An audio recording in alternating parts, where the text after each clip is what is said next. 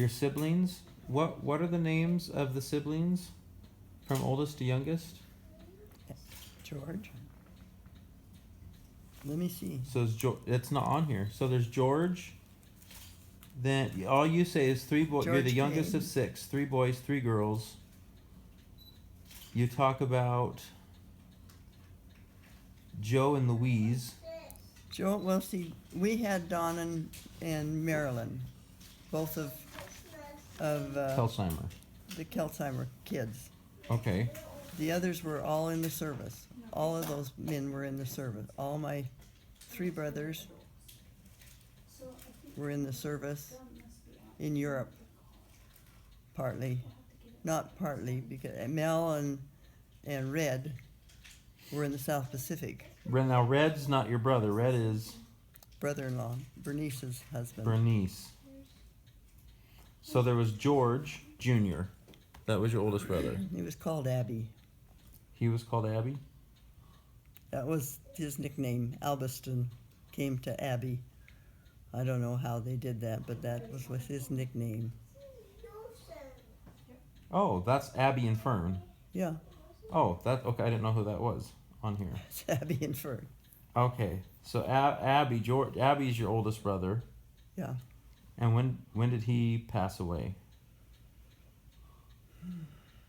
Because I don't know that at all. I don't A know. long time ago, Before I I've was got- born? probably. Oh, wow, okay. So after... He is buried in Montana. Okay. And Fern is also buried in Montana. They buried her a couple of years ago. Well, not a couple, about 5 years ago, something like that. And then Glenna Joe, Wait. their daughter, Oh, okay, yeah. is also buried in the same plot the 2 of them are in Okay. in Montana. So after Abby was... Is that Norman? Louise. No, Louise. Oh, okay. And then Melvin And Louise married Joe Kelsheimer. Kelsheimer. That's the Kelsheimer's. Yeah. Okay.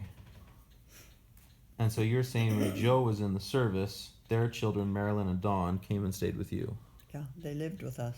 Oh, okay. And they moved from Conda with us to Boise. Wow. So Abby, Louise, Melvin, Bernice, who did Melvin marry? Ellis. He married, they sent him home from the South Pacific. He was in, I know I've got that written down somewhere, but what was it? One of the really, really hard islands that they took. And most of them were, Mel told the stories that if they took any of them, any of the Japanese people, if they took them and they had to go from one area in the waters between the islands, little islands, they never made it to the other, and they'd kill them before they got there. The Japanese would kill the American? No, the Americans would kill the Japanese, Wow. bury them, and then go on back about their business. Wow. It was horrible because the Japanese were embedded in all of the caves and everything in that island, and they weren't letting anybody through them. So if they did happen to get caught, they never lived through it. Wow. And he came home so sick with malaria and all kinds of stuff from that they just didn't expect him to live.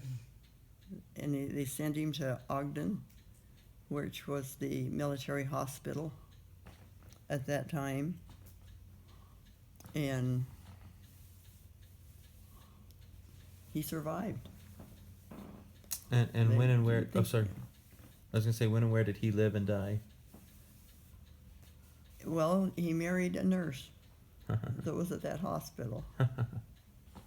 And I looked and searched for the exact place to get a new a marriage certificate on that, and I didn't have any luck, and I didn't continue doing it, I guess.